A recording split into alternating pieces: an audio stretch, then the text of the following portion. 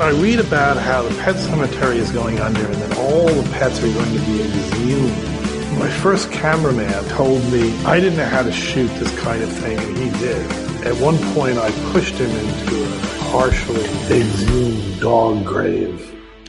Hello and welcome back to Let's Take 5, the podcast where we take a cinema legend and take 5 of their films to highlight their excellence and range. My name is Austin Ligger. My name's Eric Martindale. And we are here for our second installment of the Errol Morris 5. Last week we covered his first film, Gates of Heaven. Next week we're going to be covering A Brief History of Time, his biography on Stephen Hawking, The Fog of War, and Tabloid. But today we're going to cover his third film, and perhaps still his most famous film, The Thin Blue Line. This is technically in the genre of a true crime doc, but is more pressing than other true crime docs because it was advocating for a immediate change in a system here. Because this is the story of a shooting that happened where Randall Adams met up by weird chance with a guy named David Harris in Texas. Was it right outside Dallas? This is all in Dallas. It was outside Dallas. Outside Dallas. They kind of met up. They kind of shared a joint. They went to go see a movie. It was weird. It was the 70s. Yeah, it was. And between jobs, might as well just meet a guy and hang out. I mean, they were both drifters, you know. Absolutely. David Harris was a kid, but... And what happened one night was there was a shooting of a police officer, and these both get arrested, and Adams is put on death row despite a lot of evidence that he did not do it. Yeah, so that is basically the film, and it's weird in a way, and we're going to see a documentary that is about Stephen Hawking, but to me something seemed, and that's about one person, but this seems so personal still at the same time. So yeah, I mean, David Harris picks up Randall Adams this night. They have some beers at a drive-in movie theater, they smoke some pot, they go to the hotel, he drops Randall Adams off, then Dave Harris goes get pulled over by a cop and ends up murdering a cop. It wasn't just the miscarriage of justice where, you know, you got a guy on trial for a murder, or going on trial for murder he didn't commit, and subsequently getting convicted and getting the death penalty for it. It's also the fact that, procedurally speaking, so much was fucked up to lead to this point. Yes. The cops, the person with the cop that was killed, not getting out of the car, not following proper procedure, then her changing her story. But the license plate of it. The license plate. Her not knowing what car it was. So they were looking for the wrong car. A fake confession being presented at a trial. A cop pulling a gun and putting it at Randall Adams' head, allegedly, saying, "You better sign this or I'm going to, kill you." And then all the while, the big chief witness for the prosecution is the guy who did the murder. Yeah. I mean, why are they believing this kid? He's got like 7 other things on his sheet. They don't have anything on Randall Adams. He's never been convicted of a crime. And then you start to realize that maybe it's America's obsession with the death penalty and retribution. Maybe it's specifically Texas's views on that. But to the 17-year-old, you can't put to death. You can put to death a 28-year-old, and someone needs to die for this crime. I mean, that's what you start to feel. And holy shit, this stuff's fucked up. Like, yeah, and the movie, if you're just listening to the podcast, you'll think this is a very big shift from Gates of Heaven, a quirky, strange movie about people who run and use a pet cemetery. 2 pet cemeteries. This feels so different. It does. His second film is a lot similar to Gates of Heaven. It's called Burn in Florida. This is an angry movie. It's concerned, but it still has the same kind of sensibility of, I'm going to let them talk, in a way that, like, the more that you let people talk, the more, like, upset you're going to get. Like, the certain lines kind of stick with me, like a cop saying, "Well, he just seemed like he was over-pleading his innocence." Yeah. What does that mean? What does it mean to over? That's insane. And he didn't seem emotional enough. Well, of course he didn't seem emotional. He didn't do it. And also, like, that was driving me nuts, too, because, like, you have in your mind what an innocent person does, what a guilty person does. You shouldn't even have that. Exactly. That is the prejudice going in that is making these kind of wrong decisions. This guy is a quiet dude. This guy is a quiet introvert this is who he is. I mean, you're judging him based on the entire way of being and deciding this is what a bad guy looks like. Yeah. And that ripples to still today. But and I'm angry thinking about it too, because it gets even more fucked up than that, because you have witnesses for the prosecution who were paid off because it was going to lead to a conviction, so they get like some reward or something like that, who quite literally said to people that they would, I mean, you had witnesses alleging that they said, I'd see anything they want me to see, you know what I mean? And these people are low-life scumbags. Mm-hmm. And then you're taking their words. You also have friends of David Harris, who's the guy who actually committed the murder, saying that he told them he killed a cop. He was bragging about it, yeah. He was bragging about killing a cop. He hid a weapon in his yard that was the murder weapon. Mm-hmm. I mean, it was such... I mean, and you go around in circles, and it seems like such a miscarriage of justice, so then you might be saying, well, what makes this movie different? Well, there are two things that make it different. One is that the outcome of this movie, because this movie was being released, because this movie came out, Randall Adams not only got off death row, which I think he had the year prior for that, because the Supreme Court of the United States said, hey, this might be fucked up. Don't kill him. He still has to stay in prison. And then the other one is that he was subsequently released because the film came out. But the emotion you don't just feel in this film isn't just that of anger, but it's also a profound sadness in the film of just like feeling sad, sorry for yourself, sorry for humanity, sorry for Randall Adams, and this is what's really messed up, and I guess it's a good documentary in this way. In a weird way, sorry for David Adams too. David Harris, or whatever the guy David Harris, and the reason why is because, and this guy's a scumbag, but you learn about this guy, and where he came from and who he was, and when he's talking, he doesn't seem evil. He doesn't, it's more like, you just really stupid. Mm-hmm. You've done some stupid things, haven't you? He knows he's done stupid things. I mean, he's on death row already for another murder. Yeah. And then you hear about his past, about how his brother drowned and all this, and everybody's got bad stuff in their past. It's not like that. But when he's on film just talking about these chances he doesn't feel like he got and all this other stuff, not feeling sorry for himself. That's not what he does. He's just telling you about his background. There's some truth in there that is kind of relatable. Not to me, not specifically relatable. I can't empathize with him. My brother didn't drown when I was a kid. There wasn't all these other things that happened, but you just feel like, man, I don't know if you really ever had a chance. Mm-hmm. You were always this is where you were always going to end up, you know. So I don't know. And then you got the Philip Glass score over it, which is one of oh my god. This film has one of the best scores ever. Yeah, in a documentary. Yeah, it's so good. I mean, I love Philip Glass. I think he's brilliant, but and if not super weird. I mean, his music's really weird, but I think they're going to work together again. I think we're going to maybe see him next film. Yeah? I think so. All right. I think he's worked with Errol Morris a couple times, but I can't remember. This is when I think of their big collaboration together. The last score I remember him doing was some music in Watchmen, and it was the Dr. Manhattan stuff. Oh, he did the flashback with that cool. music's starkly, different from the rest, and it's an amazing score. Okay. And it just is. It's better than the movie. Yeah. I've seen the first two of his trilogy. Quetzalcoatl. Yeah. It's awesome. Yeah. It's no narration, no story. It's just his score and editing a film and themes around the score. It's a unique experience, and I really recommend the first one more than the second one. Haven't watched the end of the trilogy. Stuck in this cliffhanger of how does society look. So what do you think, Gus? It's really good. It's a really good movie, and it just feels so haunting, and it just feels so damning that even though it ends after the movie's over with a happier ending, though you read about him and it still doesn't turn out that well for him. He died brain cancer about 10 years ago, right? Yeah. And people didn't even know he was dead for like a year. Like he just really never recovered from any of this. Yeah. And it's David a Harris tragedy. was executed in 2004. Mm-hmm.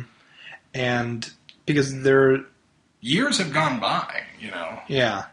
And there was a film I saw before this that was a similar kind of thing. It was a documentary called Paradise Now. It was an HBO documentary just kind of looking at this case. It was very much just a fly-on-the-wall documentary of like, here's the prosecution, here's the defense, we got to be in the room, we're going to talk to everybody. It wasn't having an agenda, it just kind of showed it all. It was the West Memphis 3. That documentary aired. What was it called? Paradise Now. I've seen it. Yeah. Then there were 2 subsequent sequels because... I never saw the sequels. Lawyers watched that first one and went, Yeah. And the sequels essentially are now engulfed in its own like existence because it's watching lawyers from across the country watch this documentary and say, these kids need to get out of there. Yeah. And that release you get to see on those films, you get to see them get out by the end. Mm-hmm. And well, I know his first name's Damien, but I can't remember his last name. But he's and you see him a lot more. He's a much more public guy. I mean, still someone very upset about all that's happened. He's been there for like over a decade as kids too. Mm-hmm. But it is, this film doesn't give you that feeling of hope the way Paradise Lost films do, because Paradise Lost. Is it Paradise Now? What is it? Paradise Lost? Paradise Lost. Like even with the thing that they get him out at the end, this still happens, and this still happens regularly, and there isn't a way to like feel good about any of this. Yeah, it's a weird thing because it's like, what is the movie really saying? Mm-hmm. Is it just saying this guy's innocent? Or is it making grander gestures of like, the death penalty is bad, the system's bad, period, the judicial system needs to be reworked, or it needs to be, or do we have these pockets of society where we see these people as expendable, like not real people? This guy's a drifter, drunk, who cares? Who's going to care if we execute him? We just need a scapegoat. Are we overvaluing the risk that the police themselves voluntarily sign up for? Because that is what interfered with the judge's objectivity, and that's where the idea of the thin blue line came from, is the judge admits he was overcome with emotion hearing the prosecutor make their final argument about the thin blue line. You know? And that's like, describe what that is. Well, it's just that the brief line that separates the police officers from... Well, it's like the very thin line between like order and chaos. Chaos, right. And they're on that line. The police are the people that stand on that line separating us from that. And I'm not saying police officers are overvalued. I'm not suggesting that. But what I'm saying is that a judge is so... being so subjective as a judge, you can't have a subjective judge. That's not what you want. Impropriety. That's you can't lead. You can't lead in going, we need to fry the bastard that killed the cop. That's not where you need to come from. And I know not everyone feels that way, but the people that don't feel that way are wrong. Yes. Okay. Yeah, I mean, to me, the way you kind of pick judges, I'm not liking this whole like, this is a Republican judge, this is a Democrat judge. The only way you should determine different judges are their different philosophies. It doesn't matter who they voted for. It's they have more like concrete reading of the Constitution, or like it should be their philosophies, whatever. But it's all of these things, and I was so fascinated when they introduced the phrase "the thin blue line." It came from a cop. And to him, it was a cop who saw what they did as a positive thing, and it kind of restored the order. Whereas everyone else is living in the chaos of what they've done, and very kind of proud of what they've done in a way that, because being a police officer is such a strange thing. You're kind of existing a little bit like aside of society, because you have to be the one to enforce upon society. You almost can't live in it in the same way other professions can. And it's also dangerous because you're putting yourself at risk with all these crimes. But then there is also this just kind of like, there's just so much good faith has to be had in this system, and you just need the checks and balances to exist for this to be a perfect system. And when you're having these kind of horrible ways to get confessions, because they're the different view, they think they're doing the right thing. I think, this is a terrible person. The only way to get them through this is to put a gun to their head. Mm-hmm. But that's insane. And that's leading towards really horrible situations and a breakdown of that order and chaos. Yeah. And then you're going to end up with an innocent man. And an erect community and distrust in the entire system and the people supposed to protect them. Speaking of that erect community, I mean, you have a lawyer in this film who talks about after, being around this case and viewing it, he couldn't, do jury trials anymore because this screwed him up so much to see such a grand miscarriage of justice. And you just hope, you just pray this is the exception and not the rule. Yeah. Because regardless of whether or not he got free or not, he was in prison on death row for a long time for a crime he didn't do. And the one thing that really struck me, and the one that angered me the most, amongst all else, more than David Harris, was the psychiatrist who is the person that recommends the death penalty. He asked, according to testimony from Randall Harris, I'm getting their names right. Randall Adams, who is the innocent man. According to his testimony, he comes in, or the testimony he gives in the film, not official lawyer testimony, legal testimony. He says that he asked him 2 questions and had him draw some puzzles. And then he spends 15 minutes with him, and then now this guy's on the stand giving 2 hours worth of testimony saying this man will commit crimes again and should be put to death, which he has done in 99% of cases that he has worked. How can that be? How can a psychiatrist, what is this for? Is this just a formality? This guy has recommended 99% of the time that these people should die. It makes you wonder, what the hell is all this for? Right. What is this charade? How is that your job? Well, to me, there's just so many disgusting elements about the death penalty. I'm not a fan of it, and we mentioned when we did the Herzog 5. Herzog is a very haunting documentary about how inhumane it is that we do this in a civilized society. But that idea, just kind of just doing the rubber stamp for this. That's what Errol Morris, this film came back because he wanted to do a movie on him. And from his research on him, he got to this case. And this is what I really need to focus on. Because I'm just going to focus on that guy. And I still don't fully understand it. And that's why I got kind of from the tone of this film is that the death penalty there is almost a way to kind of scream to criminals that we're not messing around. That's not how you solve anything. Well, that's the thing. And the argument for the death penalty is, I don't even know, again, if that's the argument this film's making. It can be. Yeah. It's more, I think, just for Randall Adams' innocence and how messed up it is. But, there are sublets of that. We're Into the Abyss is explicitly about anti-death penalty. And you can have an opinion on the death penalty that's different than that, but you can't. But I think the one thing we can all agree on is that there's something really wrong when an innocent person can be executed. Yes. And if an innocent person can be executed, then the system's broken. The system doesn't work. If one innocent person, I don't care if it's right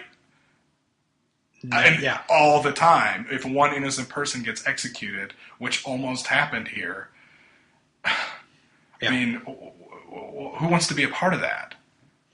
How can you live with yourself, And there's something very particular about the fact that this case is centered around the death of a cop, because it's always very interesting to see the psychology of kind of how the police react to that. One is a definite anger of a friend of mine was killed on the job. He's one, we are all one kind of thing. But I think it also comes down to fear as well. You need to be so harsh on that so you can feel safe doing your job. And I think that leads also to the most ways to overreact. And that's kind of what you're seeing here. It is such a determination because it was a fellow officer to get this confession, get it done, get it on death row as fast as humanly possible. And that is cruel. It's cruelty that kind of led to these actions. It could be out of fear or anger, but it was a horrible thing that happened. Yeah. And it took a filmmaker 10 years later to make any sort of change about it. And at the end of the day, what was really accomplished? The guy still lost his life, basically, And didn't even get paid for his time in there because they did kind of a loophole and didn't give him it wasn't overturned. Compensated, yeah. Because they should have got money from year being in jail. It did not. Something we also need to talk about this film is that this film was very bold in a number of ways. It's kind of fascinating to see Errol Morris as a filmmaker be so determined in stylistic choices. Like, he knows exactly what he wants to do style-wise. He uses reenactments. And that was the thing, reenactments, because at this point in time, reenactments were seen as cheesy, unprofessional, no good filmmaker used them. And I think they still kind of have that stigma a little bit. They do, but it's because they usually are. I mean, to be fair. I mean, there are great differences, the jinx, I mean, there's obviously examples of that, but they usually are unsolved mysteries. Right. And it's so funny because by chance, I saw a documentary in theaters the day after rewatching this, and it was a great documentary, except it had the absolute worst recreations. And, it made me roll my eyes every third scene.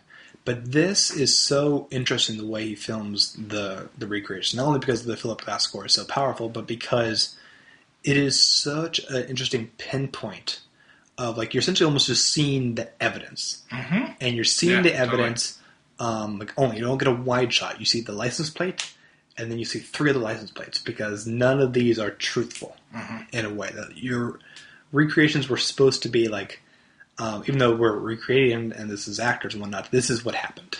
Mm-hmm. And he uses them to say, look how easy it is to see different car, different license plate. This is just a moment of reaction.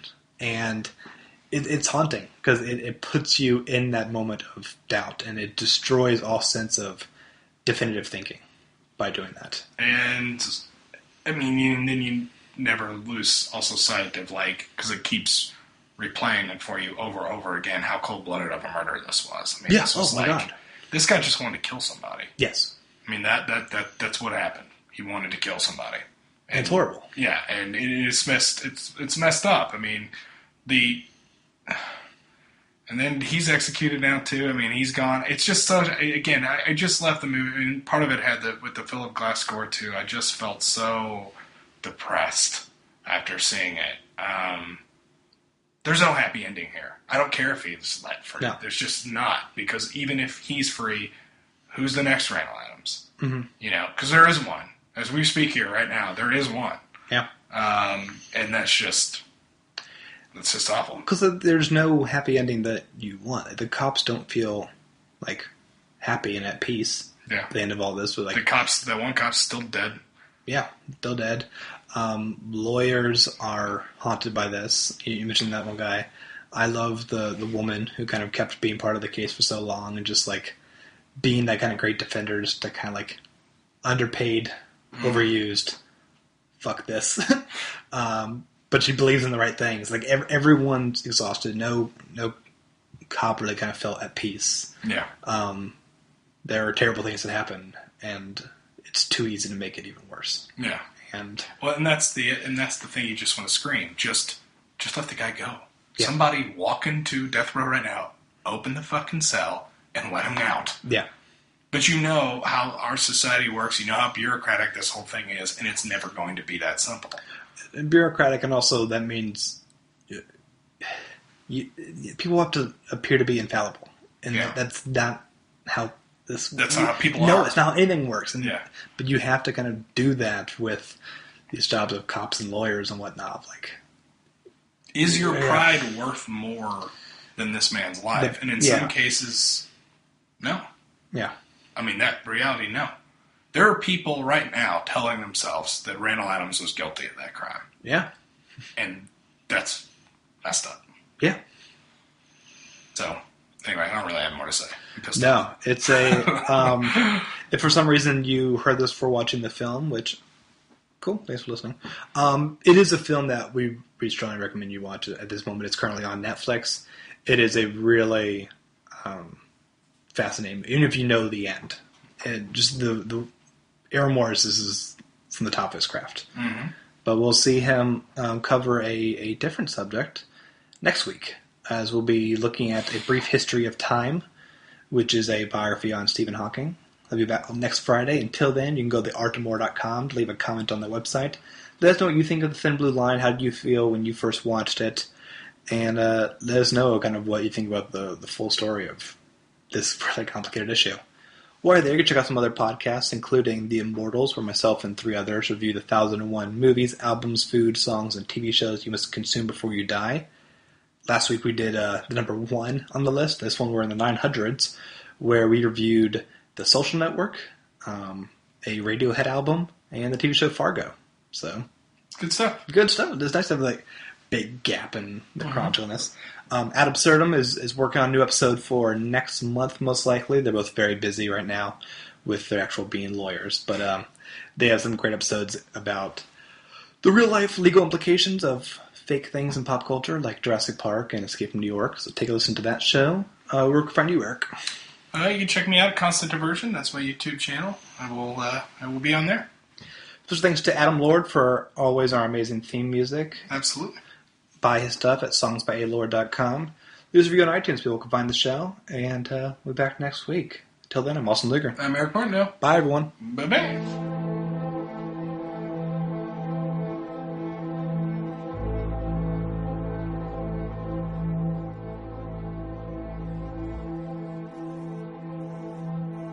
In October, my brother and I left Ohio. We were driving to California.